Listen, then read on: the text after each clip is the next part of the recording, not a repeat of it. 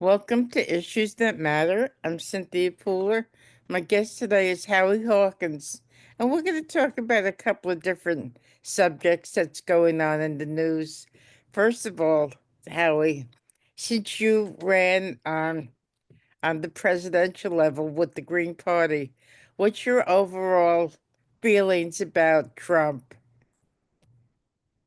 Well, my overall feelings is, we just had a coup last weekend. He sent Musk into the Treasury Department and the Office of Management and Budget and Office of Personnel Management, and they took control of the computers. They have no legal right to do that. This was a much more effective coup attempt than the Bush League coup attempt on January 6th in 2021. Mm-hmm.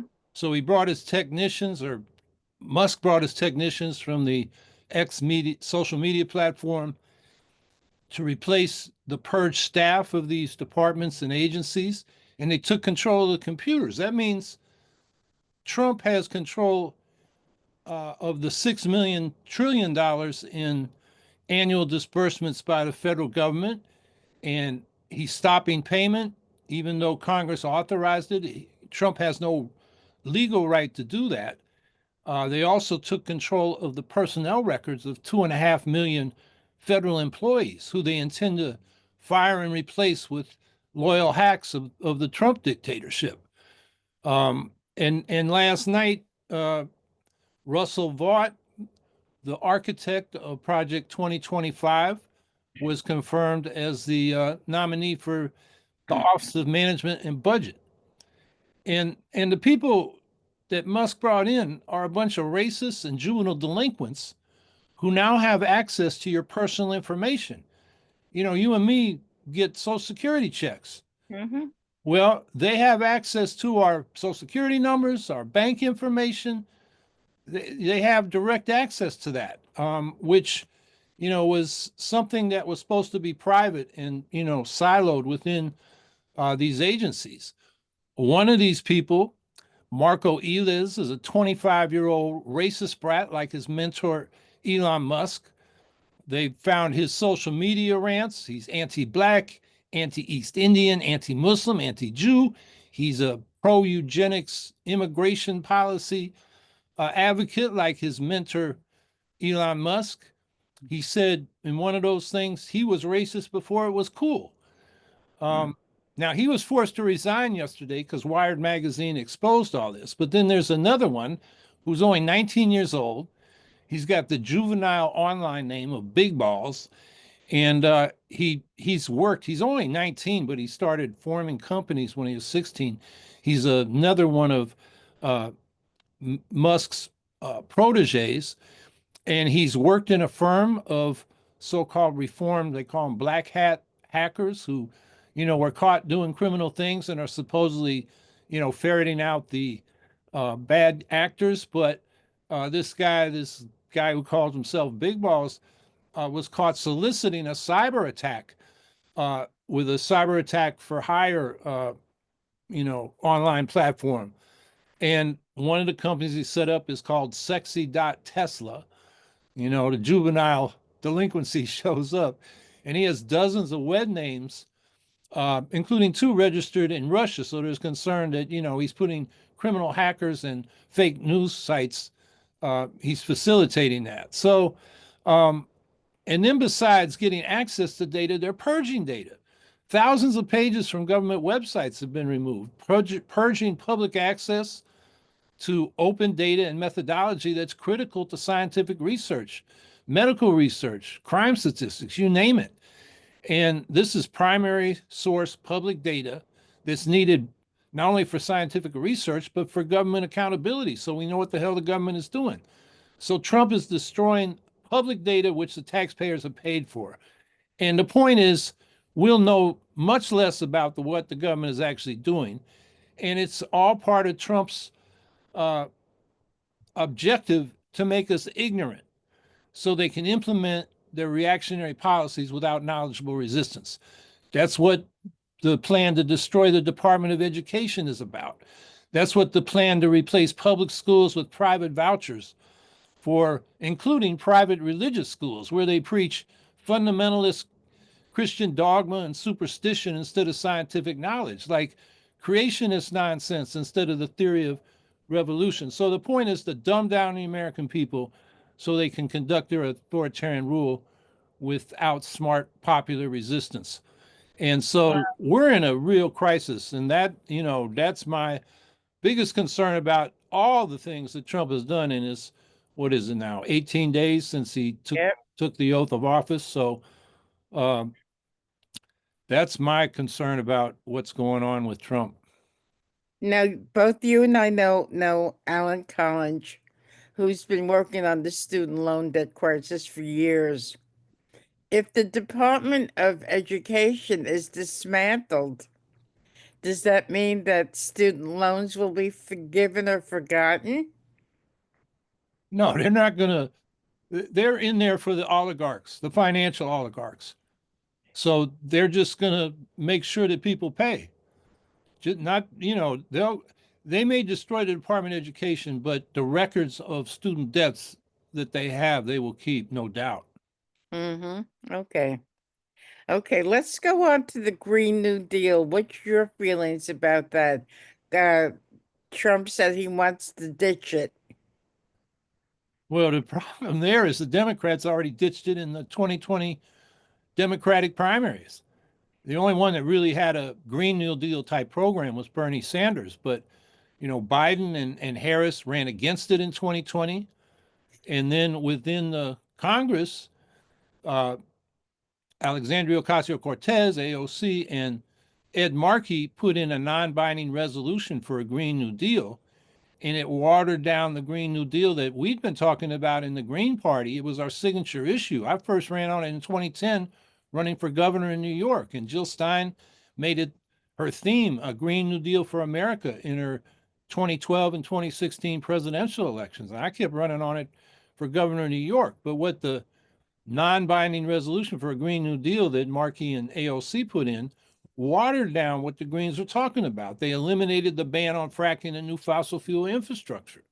They phased out we wanted to phase out nuclear power. They dropped that. They dropped the deep cuts in military spending to help pay for a Green New Deal. They changed the objective from real zero carbon emissions to net zero carbon emissions, which opens the door to this fantasy of carbon capture and sequestration after burning fossil fuels. So it really wasn't about eliminating fossil fuels. And then it extended the deadline for zero carbon emissions or net zero carbon emissions from 2030 that we were talking about to 2050. They extended it 20 years.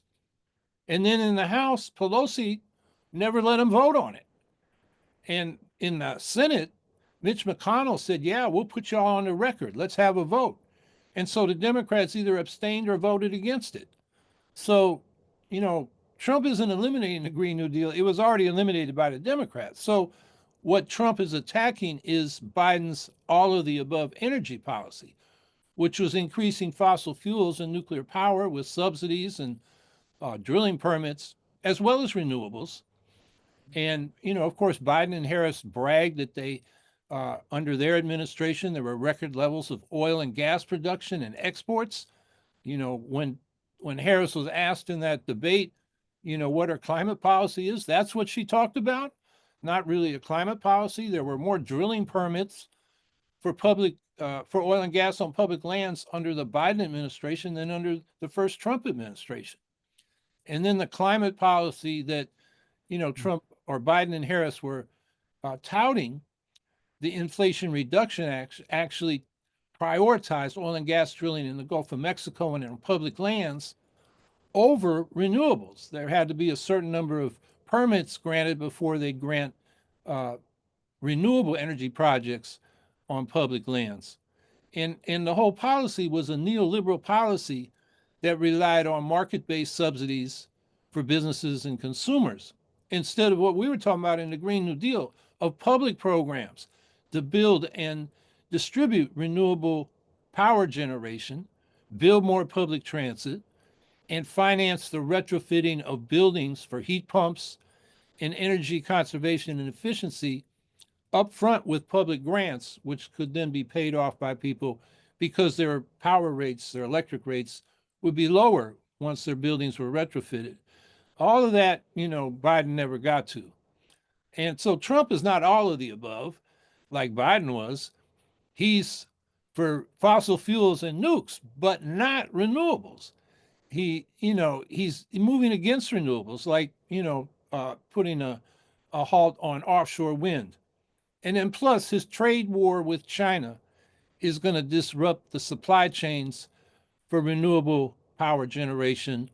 Uh, everything from solar panels to electric vehicles to rare earth minerals for digitalizing the grid so it can manage distributed renewable energy production. So Biden was bad, but Trump is worse when it comes to climate policy. One thing that I don't fully understand is, well, I know that you're not particularly fond of Robert Kennedy, but Robert Kennedy was almost instrumental in getting fracking outlawed in New York State. Now he's embracing Trump, who's all for fracking. Can you kind of tell us about why? Well, I don't think Kennedy was that instrumental in getting fracking banned in New York. I was in the middle of that movement. I ran for a ban on fracking in 2010 when most of the environmental movement was still calling for a moratorium so they could study the impact of fracking fluids on water. And we were saying, yeah, that's a problem, but uh, fossil gas or natural gas is a greenhouse. It emits methane and carbon. It's a greenhouse gas emitter, and that's why we got to stop it. Besides the, sort of scams that the industry was perpetuating on landowners in the southern tier, promising them the moon if they had the right to drill on their properties.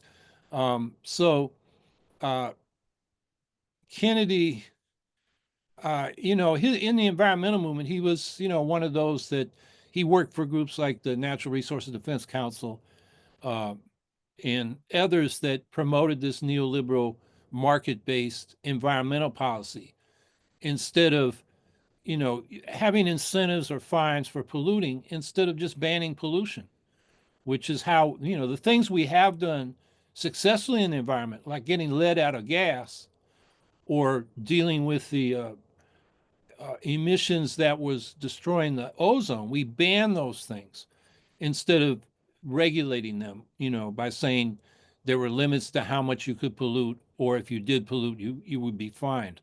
And that's the kind of policy we need. Kennedy was on the other side of that debate. You know, as for talking about electric cars, Musk made a lot of money with his Tesla, and Trump is saying that he's not 100% for electric cars. And there's another discrepancy I don't understand where Musk is embracing Trump when Trump is not 100% behind electric cars. Well, I think Musk is in there because he wants to protect his Tesla business, which does a lot of production in China. So he's going to look for exemptions from the tariffs. Uh, he's going to look out for his own business interests, and that's why he's cozying up to Trump. So, and Trump is anything but consistent when it comes to policy, whether over time or in the moment. He's self-contradictory all the time. So I think Musk is there so he can protect his Tesla business. Okay. Now, you've been a green forever. And in the last election, unfortunately, Jill Stein did not win. But the Democrats, tell me why the Democrats that how can I phrase this?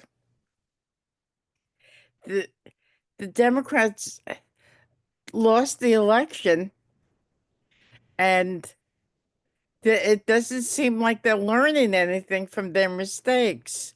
How many times are the Democrats going to make mistakes, or how long will the Greens gain traction? Well, the Democrats, I mean, Kamala Harris ran a campaign very similar to Hillary Clinton's in 2016. So they learned nothing from why they lost in 2016. Was that while Trump sort of made "I feel your pain" kind of statements about the problems that working and middle class people are having with the economy, about job loss, loss of manufacturing, and those things. Uh, Clinton and then Harris ran up trying to expand their base in the suburbs among the upper middle class and also to get money with the billionaire class.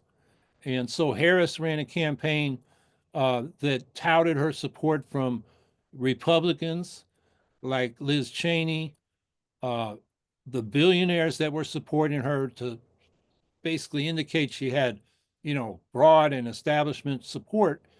And working people and lower middle class people were feeling like she's not talking about us. At least Trump is. And I just Right. recently did a deep dive into all the polling data, exit polls. It's in New Politics. It's called a political paradox. Uh, why did a progressive leaning electorate elect a right wing president? And I think the reason is Trump at least addressed, he didn't have good policies, but at least he addressed the concerns that people were feeling with the economy, and Harris did not. So Right. Harris actually gained 3 million more white voters, and Trump's base in the white working class hasn't expanded since 2016. It's if you use an education above high school degree as your criterion for getting out of the working class, Trump's base has not expanded. His base is a multi-class white supremacist base that has been in the Republican Party or moving to the Republican Party since the backlash to civil rights in the 1960s. But by not speaking to the economic concerns, Harris lost 9 million votes of people of color from what Biden got. So that was the difference in the election. She didn't address the issues. And I would argue that the Democratic Party, it's not in its DNA to have a progressive populist economic program. It's redistributive, requiring progressive taxes of the upper middle class and the super rich that are the power structure that controls the Democratic Party and is a large part of their voting base, the suburban affluent base that they can appeal to. So that's why they lost. And I don't think the Democrats can recover from that because, they're congenitally committed to the base they now have. So, a lot of progressives say we got to turn the Democratic Party around. We need a new DNC chair that will speak to the working class. They're incapable of that. The power structure in the Democratic Party will never go for that. So why can't the Greens fill that vacuum? Yep. I think the biggest problem is our winner take all system. So it creates the spoiler problem. So most progressive minded people were scared of Trump and they said, held their nose and voted for Harris because in order to stop Trump. They didn't want to risk voting for the Green Party because they thought it couldn't win. And that dynamic, I think, is going to hold until we get to a ranked choice national popular vote for president.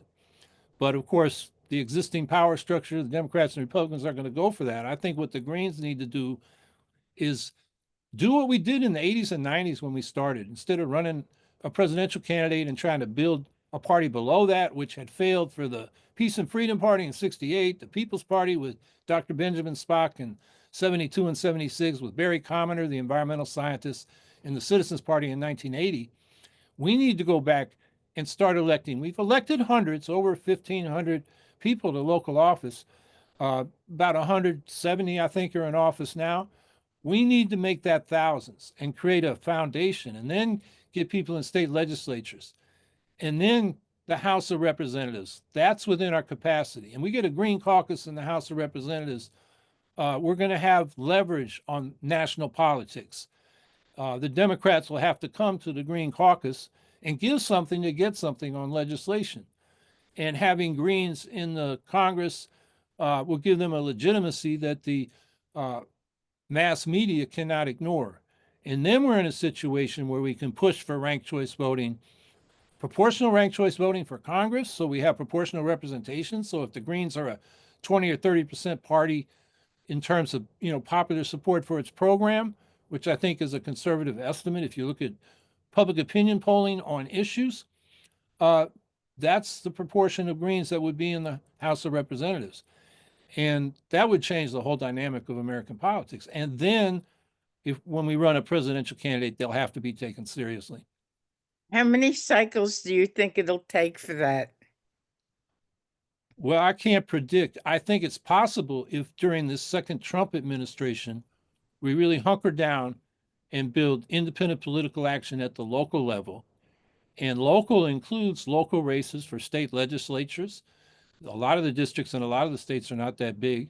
So we're capable of that. And then the House of Representatives, that's a local district, but it's over 700,000 people in the district. That's a pretty big race for an upstart third party, but and we've done it here in Syracuse. We've run candidates and we've set the debate because we had a real program, unlike the Democrats and Republicans. And in fact, for 75 years, the only two times a Democrat actually won the district was when a Green ran. Everybody thought we'd split the vote, but we changed the dynamic of the debate. And the Democrat had to speak to the issues we were raising, and they moved to a more progressive position and mobilized the Democratic base. And the Republicans were crushed in those two races. When the Greens weren't in the race, the Democrat adapted, accommodated the right, tried to get votes in the center, and lost their progressive base in the Democratic Party, lost the enthusiasm, and got clobbered by the Republicans. So I think we can begin to influence those races. So over the next 4 years, local offices where it's possible, state legislatures and House races, and come out of the end of this next Trump administration with a real powerful independent political movement with a real base and take it from there. What about um 20 2026? Are the Greens going to run a gubernatorial candidate? Uh, I think, right now, given how, Cuomo got this law passed and tripled the number of signatures we need to get on the Right, ballot from 15,000 to 45,000, right. quintupled the number of signatures we need in half the congressional districts from 100 to 500. Uh, Kennedy spent $1 million getting enough signatures, and then he got eliminated because his residence was under question. The Greens spent $300,000. We only got 42,000 signatures. So that's such a big expense. What I'm hearing in the Green Party is we're going to focus on local organizing, local races, and unless the law changes at the state level, we're working on that. We're talking to legislators so that there's fair ballot access.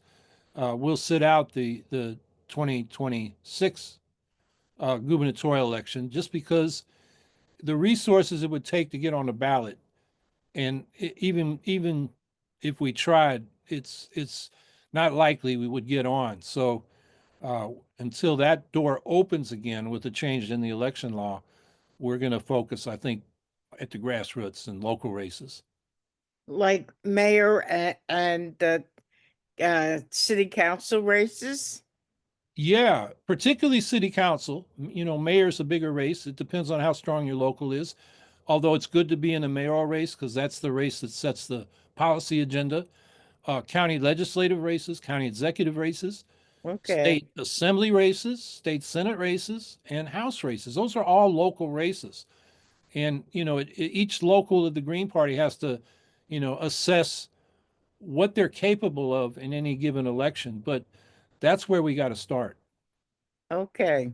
So, as you're starting, would you come on from time to time and share your thoughts about the Trump administration, what's going on nationally and in the different states? Yeah, sure. I'm happy to talk about this anytime.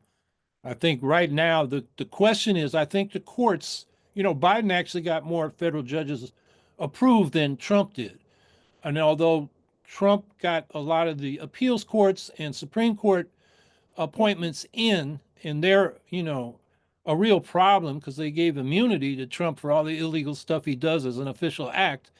The lower courts are and already are obstructing a lot of the illegal moves that Trump has made. So that front, the lawyers are working on that. The question is, and we got to watch this, is will Trump just defy the courts? Is he going to be like Andrew Jackson when the Supreme Court said the Indian Removal Act was, wrong, and Jackson basically said, "What army have they got to enforce their ruling?" That's where we may be coming to. And then, what's the military going to do? What is law enforcement going to do? Are they Hmm. going to obey the courts or are they going to obey Trump? So we're headed for a real crisis. So yeah, there'll be plenty to talk about going forward. Okay. So I look forward to talking with you again, Howie. You've been listening to Howie Hawkins. I'm Cynthia Pooler. This is Issues That Matter. And if you like this show, please like and subscribe to my YouTube channel. Howie will talk again, and thank you everybody for listening. Have a wonderful day.